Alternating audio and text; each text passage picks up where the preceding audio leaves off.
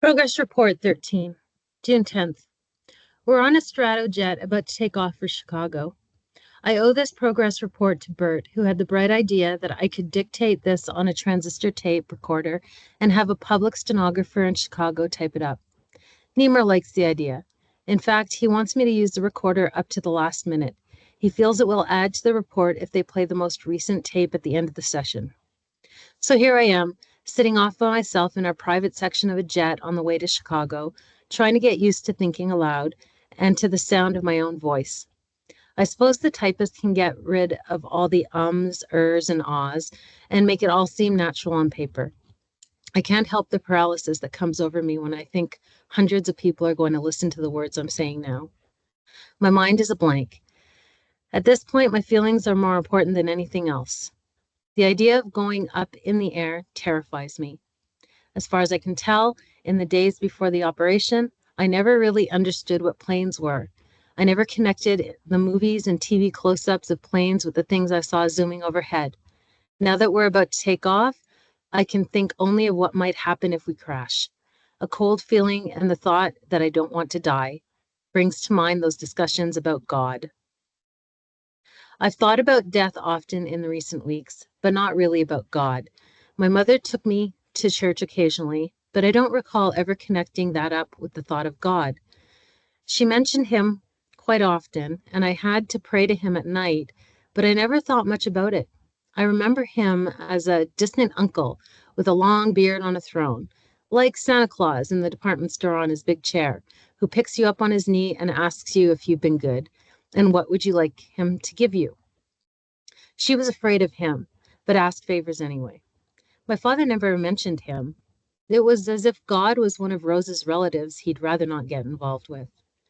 We're ready to take off, sir. May I help you fasten your seatbelt? Do I have to? I don't like to be strapped down.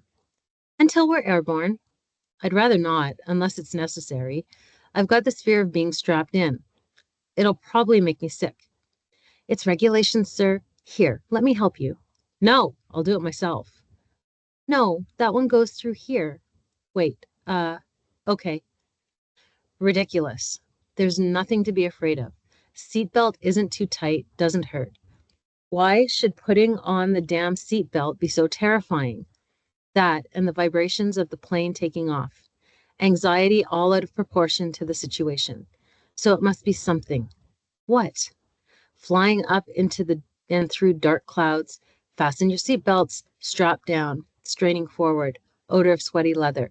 Vibrations and a roaring around in my ears. Through the window, in the clouds, I see Charlie. Age is difficult to tell. About 5 years old. Before Norma. Are you ready yet? His father comes to the doorway, heavy, especially in the sagging fleshiness of his face and neck. He has a tired look. I said, are you ready?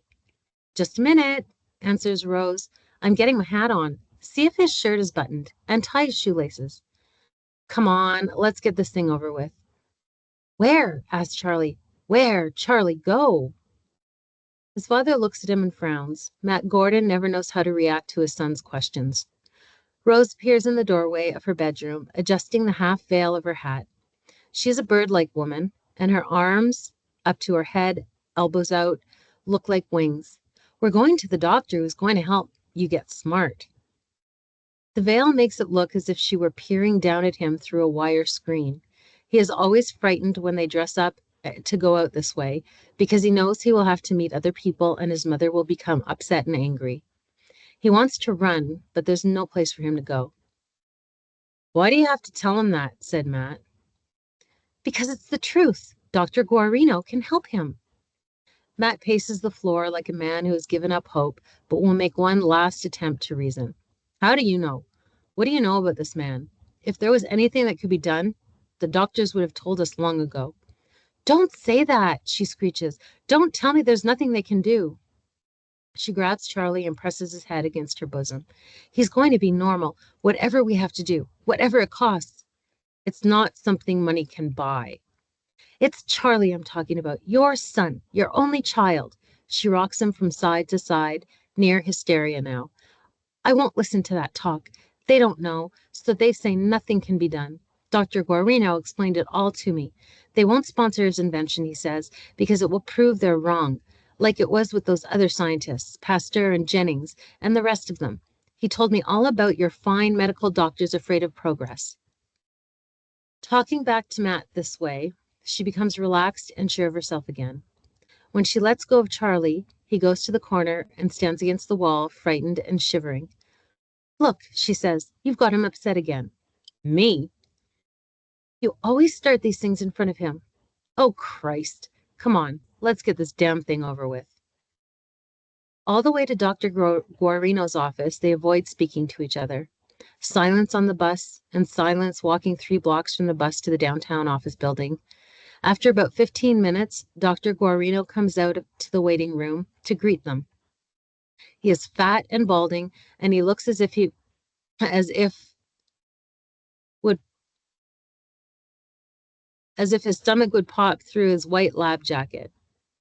Charlie is fascinated by the thick white eyebrows and white mustache that twitch from time to time. Sometimes the mustache twitches first, followed by the raising of both eyebrows.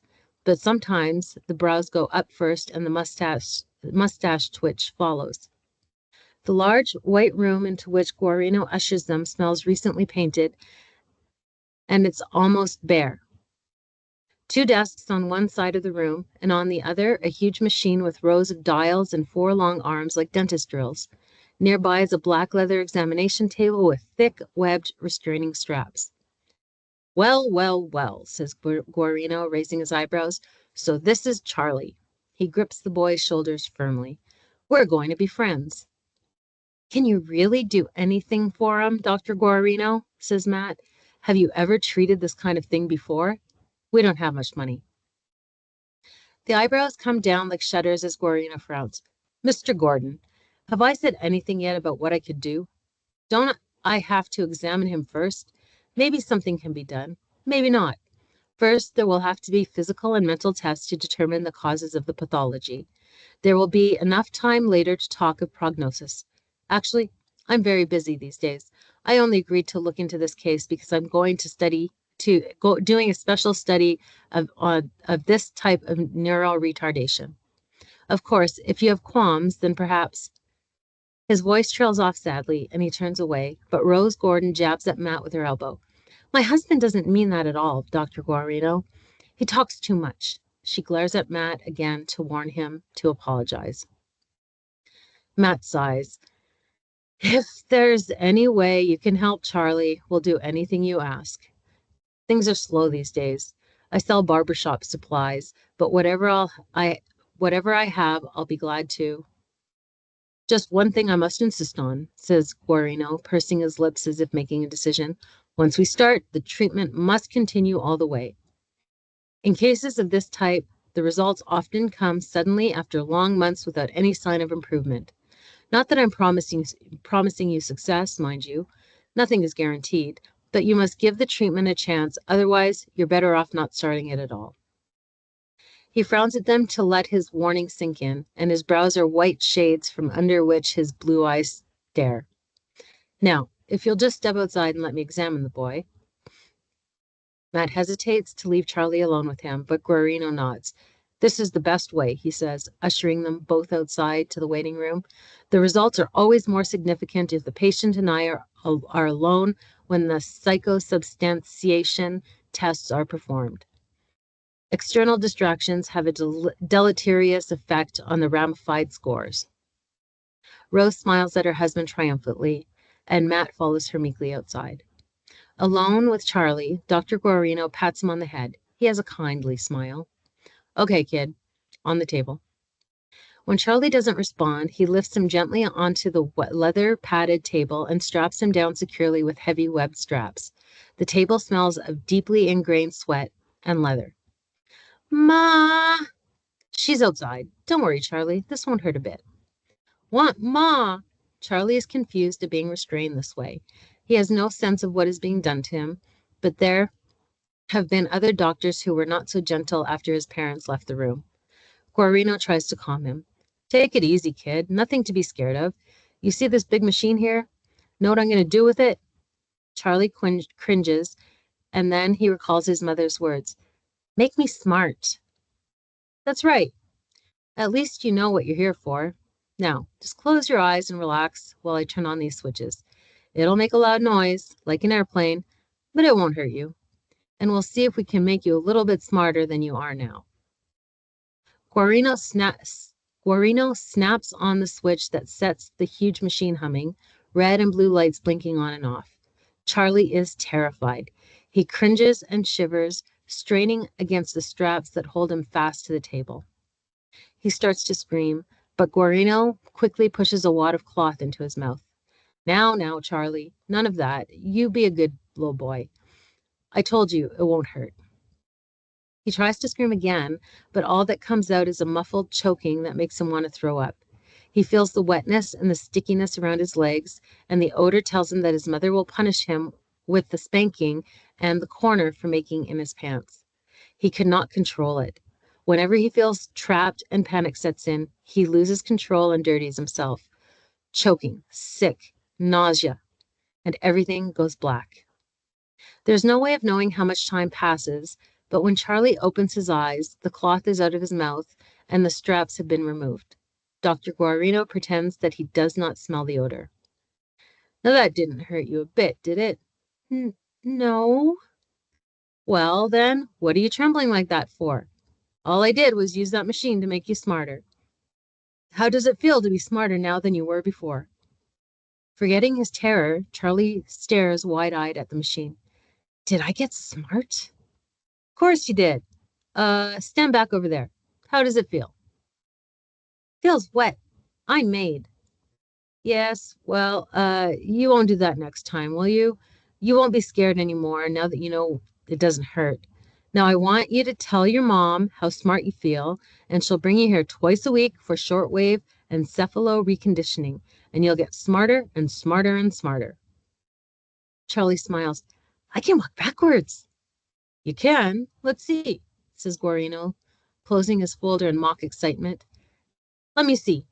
Slowly and with great effort, Charlie takes several steps backward, stumbling against the examination table as he goes. Guarino smiles and nods. Now that's what I call something. Oh, you wait. You're going to be the smartest boy on your block before we're through with you. Charlie flushes with pleasure at this praise and attention. It is not often that people smile at him and tell him he has done something well. Even the terror of the machine and of being strapped down to the table begins to fade. On the whole block? The thought fills him as if he cannot take enough air into his lungs no matter how he tries. Even smarter than Jaime? Guarino smiles again and nods. Smarter than Jaime. Charlie looks at the machine with new wonder and respect. The machine will make him smarter than Jaime, who lives 2 doors away and knows how to read and write and is in the Boy Scouts. Is that your machine?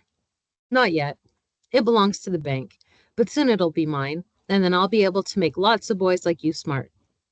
He pats Charlie's head and says, You're a lot nicer than some of the normal kids whose mothers bring them here hoping I can make geniuses out of them by raising their IQs. Do they be geniuses if you raise their eyes? He put his hands to his face to see if the machine had done anything to raise his eyes. You gonna make me a gene-ass? Guarino laughs. Guarino's laugh is friendly as he squeezes Charlie's shoulder. No, Charlie, nothing for you to worry about. Only nasty little donkeys become gene-asses. You'll stay just the way you are, a nice kid. And then, thinking better of it, he adds, of course, a little smarter than you are now. He unlocks the door and leads Charlie out to his parents. Here he is, folks. None the worse for the experience. A good boy. I think we're going to be good friends, eh, Charlie? Charlie nods. He wants Dr. Guarino to like him, but he is terrified when he sees the expression on his mother's face. Charlie, what did you do? Just an accident, Mrs. Gordon. He was frightened the first time, but don't blame him or punish him. I wouldn't want him to connect punishment with coming here. But Rose Gordon is sick with embarrassment. It's disgusting. I don't know what to do, Dr. Guarino. Even at home, he forgets. And sometimes when we have people in the house, I'm so ashamed when he does that. The look of disgust on his mother's face sets him trembling. For a short while, he has forgotten how bad he is, how he makes his parents suffer. He doesn't know how, but it frightens him when she says he makes her suffer, and when she cries and screams at him, he turns his face to the wall and moans softly to himself. Now, don't upset him, Mrs. Gordon, and don't worry. Bring him to me on Tuesday and Thursday each week at the same time. But will this really do any good? Asks Matt. $10 is a lot of... Matt, she clutches at his sleeve. Is that anything to talk about at a time like this? Your own flesh and blood. And maybe Dr. Guarino can make him like other children with the Lord's help. And you talk money? Matt Gordon starts to defend himself. But then, thinking better of it, he pulls out his wallet. Please, sighs Guarino, as if embarrassed at the sight of money. My assistant at the front desk will take care of the financial arrangements. Thank you. He half bows to Rose, shakes Matt's hand, and pats Charlie on the back. Nice boy. Very nice. Then, smiling again, he disappears behind the door to the inner office. They argue all the way home, Matt complaining that barber supply sales have fallen off and that their savings are dwindling. Rose screeching back that making Charlie normal is more important than anything else. Frightened by their quarreling, Charlie whimpers. The sound of anger in their voices is painful to him. As soon as they enter the apartment, he pulls away and runs to the corner of the kitchen, behind the door, and stands with his forehead pressed against the tile wall, trembling and moaning. They pay no attention to him. They have forgotten that he has to be cleaned and changed. I'm not hysterical. I'm just sick of you complaining every time I try to do something for your son. You don't care. You just don't care. That's not true. But I realize there's nothing we can do. When you've got a child like him, it's a cross, and you bear it and love it. Well, I can bear him, but I can't stand your foolish ways. You spent almost all our savings on quacks and phonies, money I could have used to set me up a nice business of my own. Yes, don't look at me that way. For all the money you've thrown down the sewer to do something that can't be done, I could have had a barbershop of my own instead of eating my heart out selling for 10 hours a day, my own place with people working for me. Stop shouting. Look at him. He's frightened. The hell with you. Now I know who's the dope around here. Me, for putting up with you. He storms out, slamming the door behind him. Sorry to interrupt you, sir, but we're going to be landing in a few minutes. You'll have to fasten your seatbelt again. Oh, you have it on, sir. You've had it on all the way from New York. Close to 2 hours. I forgot all about it. I'll just leave it on until we land. It doesn't seem to bother me anymore. Now I can see where I got the unusual motivation for becoming smart that so amazed everyone at first. It was something Rose Gordon lived with day and night. Her fear, her guilt, her shame that Charlie was a moron. Her dream was that something could be done. The urgent question always, whose fault was it, hers or Matt's? Only after Norma proved to her that she was capable of having normal children and that I was a freak did she stop trying to make me over. But I guess I never stopped wanting to be the smart boy she wanted me to be so that she would love me. A funny thing about Guarino, I should resent him for what he did to me and for taking advantage of Rose and Matt, but somehow I can't. After that first day, he was always pleasant to me. There was always the pat on the shoulder, the smile, the encouraging word that came my way so rarely. He treated me, even then, as a human being. It may sound like ingratitude, but that is one of the things that I resent here, the attitude that I am a guinea pig. Niemer's constant references to having made me what I am, or that someday there will be others like me who will become real human beings. How can I make him understand that he did not create me? He makes the same mistake as the others when they look at a feeble-minded person and laugh because they don't understand there are human feelings involved. He doesn't realize that I was a person before I came here. I am learning to control my resentment, not to be so impatient, to wait for things. I guess I'm growing up. Each day I learn more and more about myself, and the memories that began as ripples now wash over me in high breaking waves. June 11th. The confusion began from the moment we arrived at the Chalmers Hotel in Chicago and discovered that by error, our rooms would not be vacant until the next night, and until then, we would have to stay at the nearby Independence Hotel. Niemer was furious. He took it as a personal affront and quarreled with everyone in the line of hotel command, from the bellhop to the manager. We waited in the lobby as each hotel official went off in search of his superior to see what could be done. In the midst of all the confusion, luggage drifting in and piling up around the lobby, bellboys hustling back and forth with their little baggage carts, members who hadn't seen each other in a year, recognizing and greeting each other, we stood there feeling increasingly embarrassed as Niemer tried to collar officials connected with the International Psychological Association. Finally, when it became apparent that nothing could be done about it, he accepted the fact that we would have to spend our first night in Chicago at the Independence. As it turned out, most of the younger psychologists were staying at the Independence, and that was where the big first night parties were. Here, people had heard about the experiment, and most of them knew who I was. Wherever we went, someone came up and asked my opinions on everything from the effects of the new tax to the latest archaeological discoveries in Finland. It was challenging, and my storehouse of general knowledge made it easy for me to talk about almost anything. But after a while, I could see that Niemer was annoyed at all the attention I was getting. When an attractive young clinician from Falmouth College asked me if I could explain some of the causes of my own retardation, I told her that Professor Niemer was the man to answer that. It was the chance he had been waiting for to show his authority, and for the first time since we'd known each other, he put his hand over my shoulder. We don't know exactly what causes the type of phenylketonuria that Charlie was suffering from as a child, some unusual biochemical or genetic situation, possibly ionizing radiation, or natural radiation, or even a virus attack on the fetus.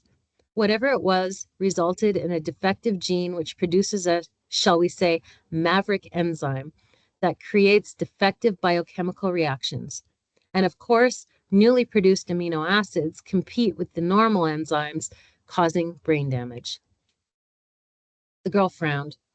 She had not expected a lecture, but Niemer had seized the floor, and he went on in the same vein. I call it competitive inhibition of enzymes. Let me give you an example of how it works. Think of the enzyme produced by the defective gene as a wrong key which fits into the chemical lock of the central nervous system, but won't turn. Because it's there, the true key, the right enzyme, can't even enter the lock. It's blocked. Result? Irreversible destruction of proteins in the brain tissue. But if it is reversible, intruded one of the other psychologists who had joined the little audience, how is it possible that Mr. Gordon here is no longer retarded? Ah, crowed Niemer. I said the destruction to the tissue was irreversible, not the process itself. Many researchers have been able to reverse the process through injections of chemicals which combine with the defective enzymes, changing the molecular shape of the interfering key, as it were. This is central to our own technique as well. But first, we remove the damaged portions of the brain and permit the implanted brain tissue, which has been chemically revitalized to produce brain proteins at a supernormal rate. Just a minute, Professor Niemer, I said, interrupting him at the height of his peroration. What about Raja Mahdi's work in that field? He looked at me blankly. Who? Raja Mahdi. His article attacks Tanita's theory of enzyme fusion, the concept of changing the chemical structure of the enzyme, blocking the step in the metabolic pathway. He frowned. Where was that article translated? It hasn't been translated yet. I read it in the Hindu Journal of Psychopathology just a few days ago. He looked at his audience and tried to shrug it off. Well, I don't think we have to worry about that. Our results speak for themselves. But Tamada himself first pronounced the theory of blocking the maverick enzyme through combination, and now he points out that, oh, come on now, Charlie, just because a man is the first to come forth with a theory doesn't make him the final word on its experimental development.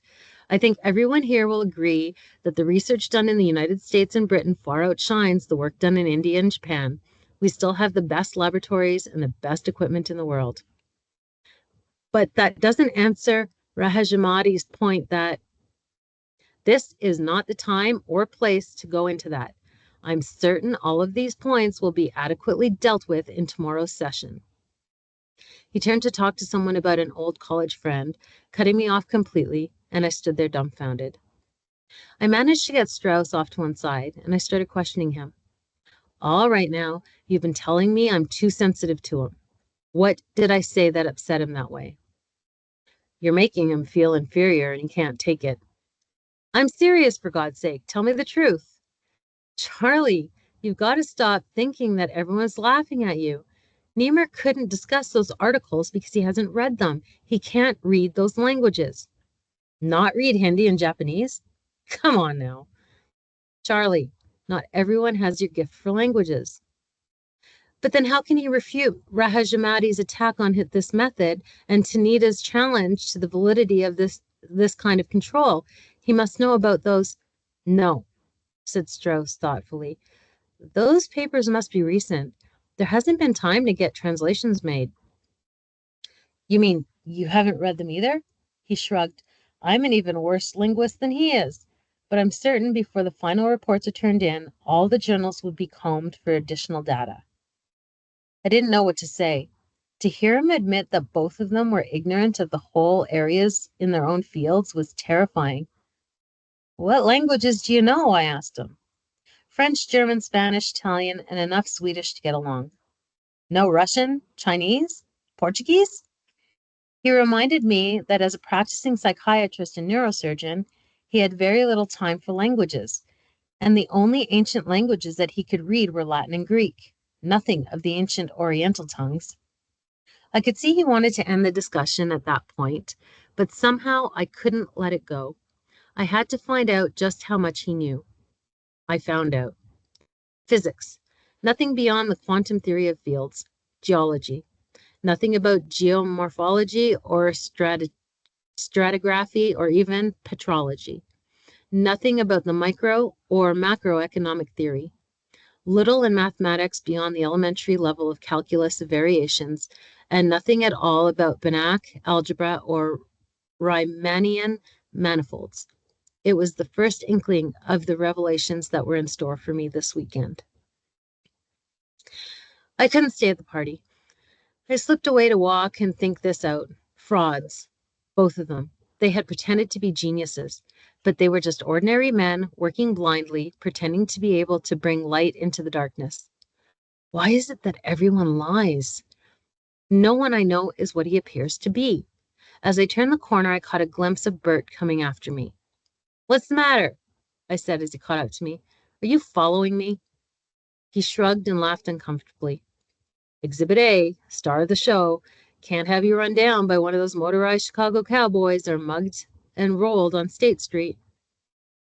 I don't like being kept in custody. He avoided my gaze as he walked beside me, his hands deep in his pockets. Take it easy, Charlie. The old man is on edge. This convention means a lot to him. His reputation's at stake. I didn't know you were so close to him, I taunted, recalling all the times Bert had complained about the professor's narrowness and pushing. I'm not close to him. He looked at me defiantly. But he's put his whole life into this. He's no Freud or Jung or Pavlov or Watson, but he's doing something important, and I respect his dedication.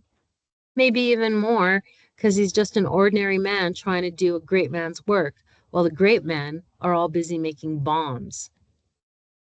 I'd like to hear you call him ordinary to his face. It doesn't matter what he thinks of himself. Sure, he's egotistic. So what? It takes that kind of ego to make a man attempt a thing like this. I've seen enough men like him to know what that mixed in with that pompousness and self-assertion is a goddamn good measure of uncertainty and fear. And phoniness and shallowness, I added. I see them now as they really are, phonies. I suspected it of Niemer. He always seemed frightened of something, but Strauss surprised me. Bert paused and let out a long stream of breath. We turned into a luncheonette for coffee. and I didn't see his face, but the sound revealed his exasperation. You think I'm wrong? Just that you've come a long way, kind of fast, he said. You've got a superb mind now, intelligence that can't really be calculated, more knowledge absorbed by now than most people pick up in a long lifetime. But you're lopsided.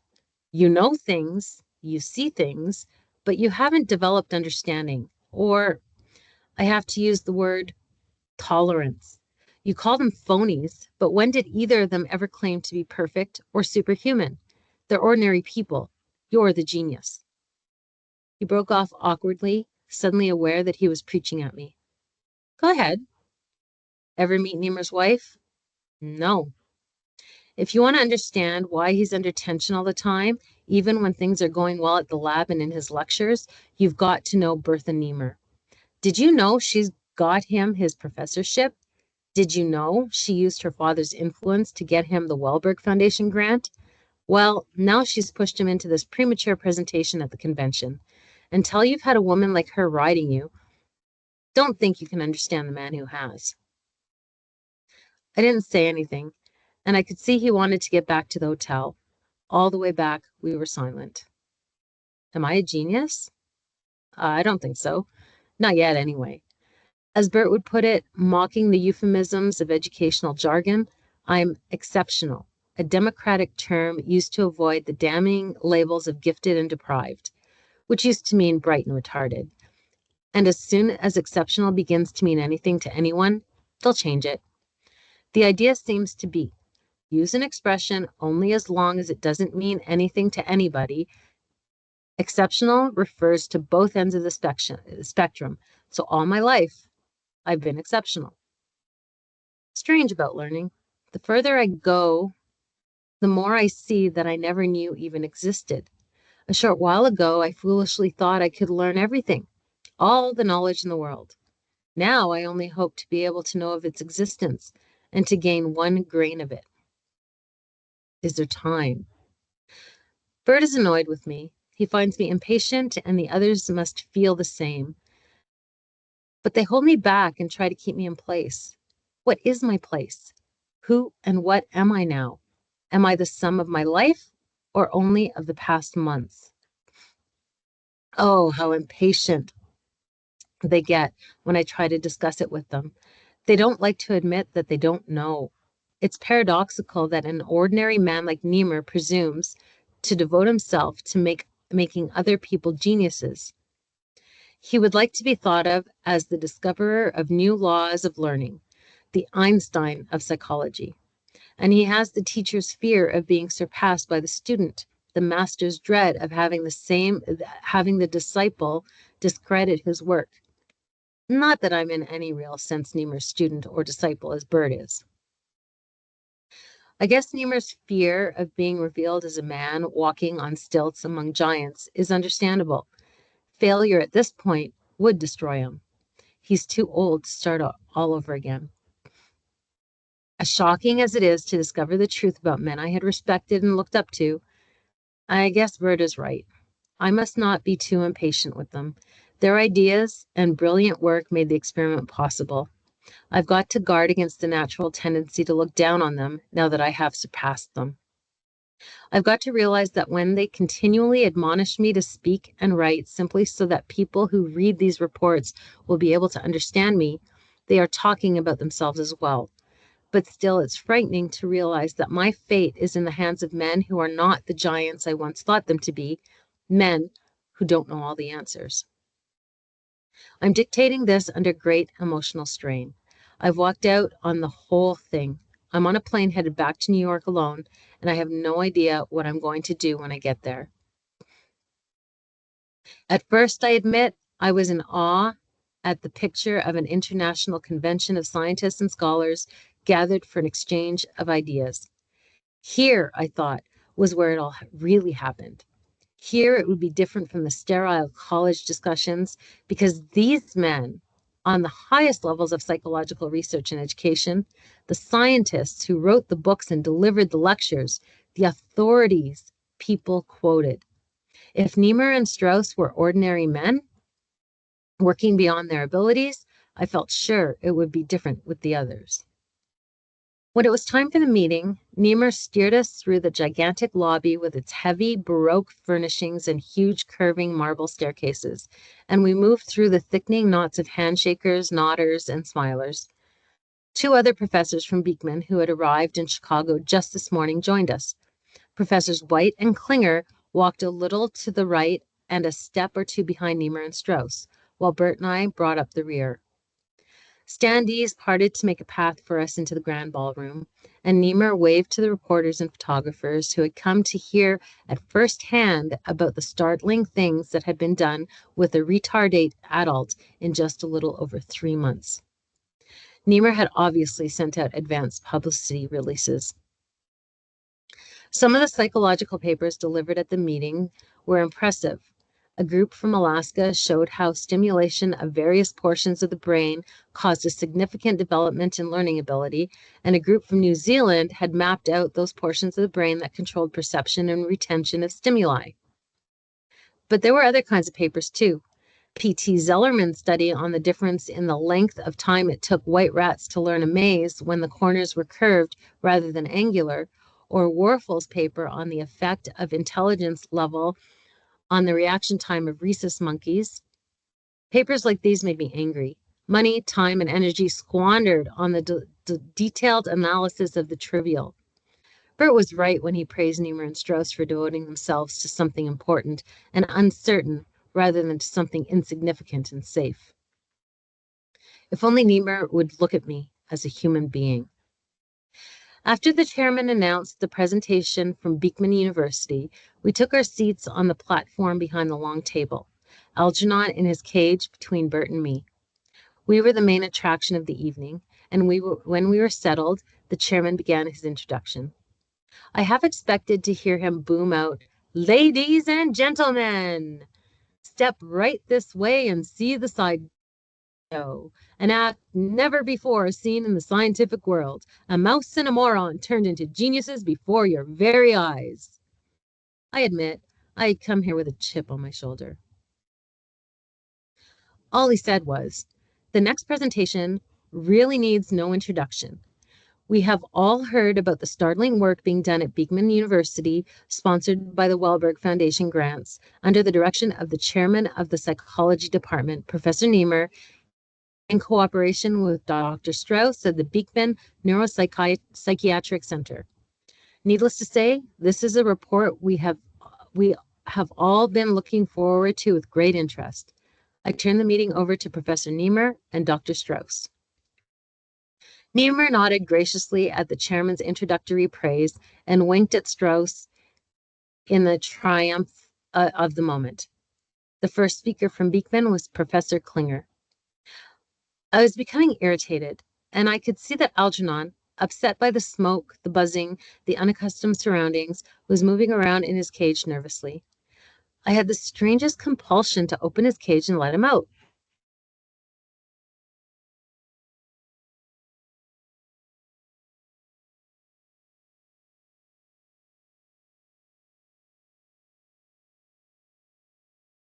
It was an absurd thought, more of an itch than a thought, and I tried to ignore it.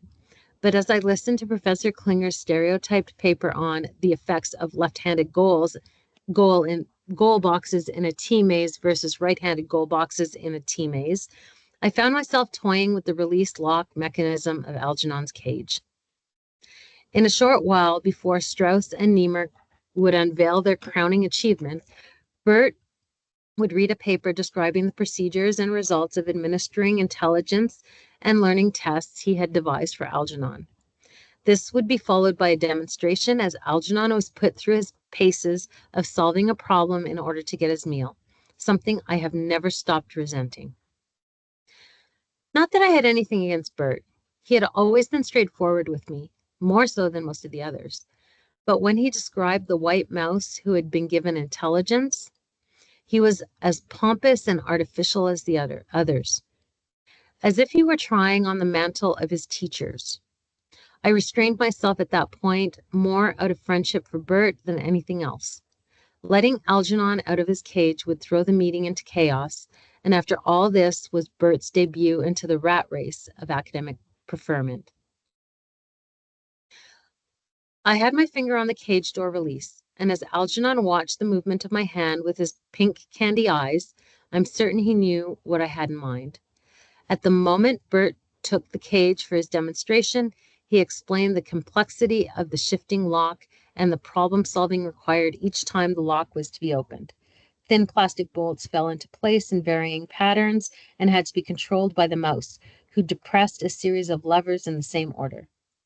As Algernon's intelligence increased, his problem-solving speed increased.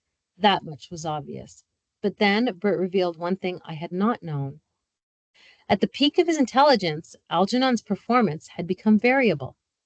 There were times, according to Bert's report, when Algernon refused to work at all, even when apparently hungry, and other times when he would solve the problem, but instead of taking his food reward, would hurl himself against the walls of his cage. When someone from the audience asked Bert if he was suggesting that this erratic behavior was directly caused by increased intelligence, Bert ducked the question. As far as I'm concerned, he said, there's not enough evidence to warrant that conclusion. There are other possibilities. It is possible that both the increased intelligence and the erratic behavior at this level were created by the original surgery instead of one being a function of the other. It's also possible that this erratic behavior is unique to Algernon. We didn't find it in any of the other mice, but then none of the others achieved as high a level of intelligence nor maintained it for as long as Algernon has. I realized immediately that this information had been withheld from me. I suspected the reason, and I was annoyed, but that was nothing to the anger I felt when they brought out the films. I had never known that my early performances and tests in the laboratory were filmed. There I was, at the table beside Bert, confused and open-mouthed as I tried to run the maze with the electric stylus. Each time I received a shock, my expression changed to an absurd, wide-eyed stare, and then that foolish smile again. Each time it happened, the audience roared. Race after race, it was repeated, and each time they found it funnier than before. I told myself they were not gawking curiosity seekers, but scientists here in search of knowledge. They couldn't help finding these pictures funny. But still, as Bert caught the spirit and made amusing comments on the films, I was overwhelmed with a sense of mischief. It would be even funnier to see Algernon escape from his cage and to see all these people scattering and crawling around on their hands and knees trying to retrieve a small, white, scurrying genius. But I controlled myself, and by the time Strauss took the podium, the impulse had passed. Strauss dealt largely with the theory and techniques of neurosurgery, describing in detail how pioneer studies on the mapping of hormone control centers enabled him to isolate and stimulate these centers, while at the same time removing the hormone inhibitor producing portion of the cortex. He explained the enzyme block theory and went on to describe my physical condition before and after the surgery. Photographs, I didn't know they had been taken, were passed around and commented on, and I could see by the nods and smiles that most people were there agreed with him that the dull, vacuous facial expression had been transformed into an alert, intelligent appearance. He also discussed in detail the pertinent aspects of our therapy sessions, especially my changing attitudes toward free association on the couch. I had come there as part of a scientific presentation, and I had expected to be put on exhibition, but everyone kept talking about me as if I were some kind of newly created thing they were presenting to the scientific world. No one in this room considered me an individual human being.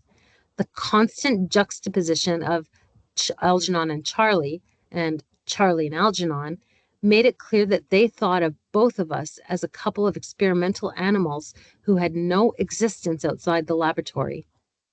But aside from my anger, I couldn't get it out of my mind that something was wrong.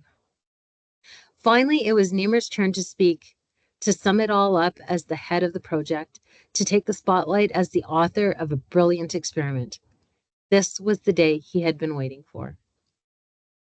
He was impressive as he stood up there on the platform, and as he spoke, I found myself nodding with him, agreeing with things I knew to be true. The testing, the experiment, the surgery, and my subsequent mental development were described at length, and his talk was enlivened by quotations from my progress reports. More than once I found myself hearing something personal or foolish read to this audience. Thank God I had been careful to keep most of the details about Alice and myself in my private file.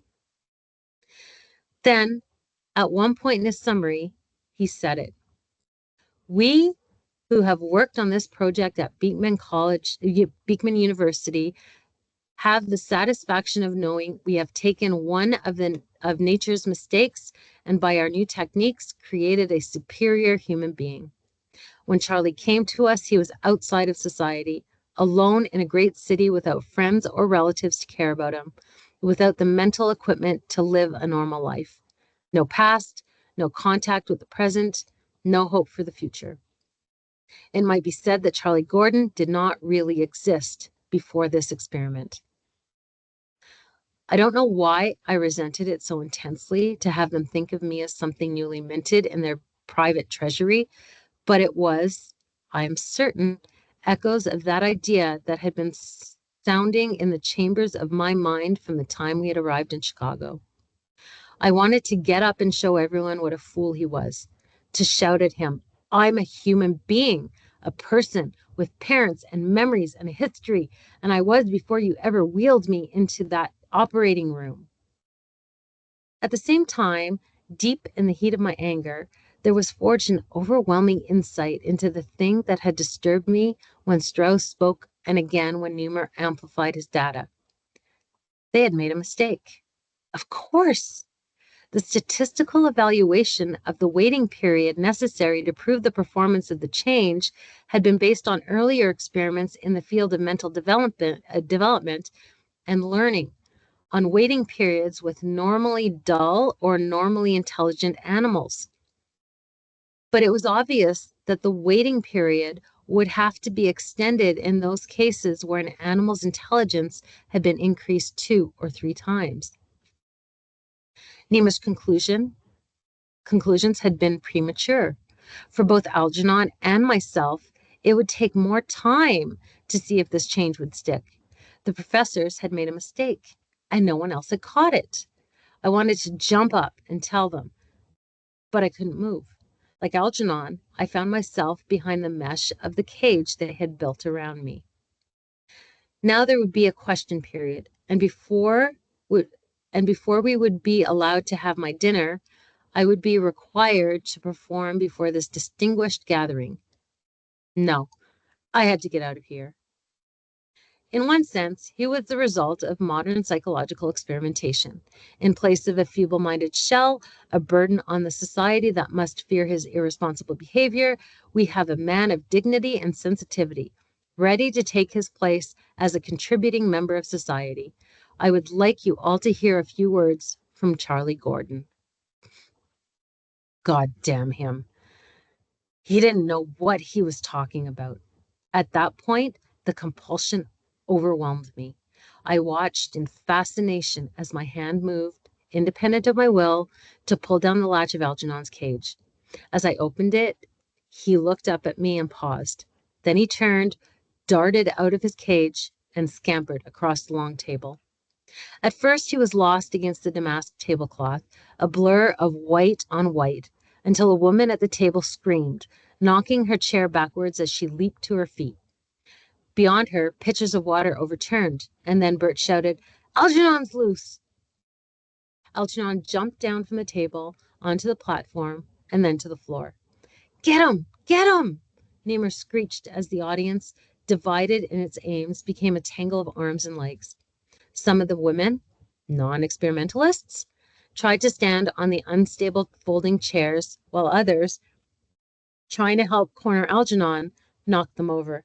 Close the back doors, shouted Bert, who realized Algernon was smart enough to head in that direction. Run! I heard myself shout. The side door! He's gone out the side door, someone echoed. Get him! Get him! Begged Niemer. The crowd surged out of the grand ballroom into the corridor as Algernon, scampering along the maroon carpeted hallway, led them a merry chase. Under Louis XIV tables, around potted palms, up stairways, around corners, down stairways, into the main lobby, picking up other people as he went. Seeing them all running back and forth in the lobby, chasing a white mouse smarter than any of them, was the funniest thing that had happened in a long time. Go ahead, laugh, snorted Niemer, who nearly bumped into me. But if we don't find him, the whole experiment is in danger. I pretended to be looking for Algernon under a wastebasket. Do you know something? I said. You've made a mistake. And after today, maybe it just won't matter at all. Seconds later, half a dozen women came screaming out of the powder room, skirts clutched frantically around their legs. He's in there, someone yelled. But for a moment, the searching crowd was stayed by the handwriting on the wall. Ladies. I was the first to cross the invisible barrier and enter the sacred gates. Algernon was perched on top of one of the wash basins, glaring at his reflection in the mirror. Come on, I said. We'll get out of here together. He let me pick him up and put him in my jacket pocket. Stay in there quietly until I tell you. The others came bursting through the swinging doors, looking guiltily as if they expected to see screaming nude females. I walked out as they searched the washroom, and I heard Bert's voice. There's a hole in that ventilator. Maybe he went up there. Find out where it leads to, said Strauss. You go up to the second floor, said Niemer, waving to Strauss. I'll go down to the basement. At this point, they burst out of the ladies' room, and the forces split. I followed behind the Strauss contingent up to the second floor as they tried to discover where the ventilator led to. When Strauss and White and their half-dozen followers turned right down corridor B, I turned left up corridor C and took the elevator to my room. I closed the door behind me and patted my pocket. A pink snout and white fuzz poked out and looked around. I'll just get my things packed, I said, and we'll take off. Just you and me, a couple of man-made geniuses on the run.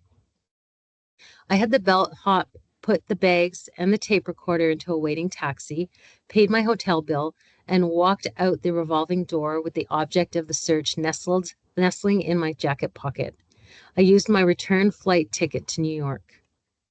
Instead of going back to my place, I planned to stay at a hotel here in the city for 1 or 2 nights. We'll use that as a base of operations while I look for a furnished apartment, somewhere midtown. I want to be near Times Square. Talking all this out makes me feel a lot better, even a little silly. I don't really know why I got so upset or what I'm doing on a jet heading back to New York with Algernon in a shoebox under the seat. I mustn't panic. The mistake doesn't necessarily mean anything serious. It's just that things are not as definite as Niemer believed. But where do I go from here? First, I've got to see my parents as soon as I can. I may not have all the time I thought I had.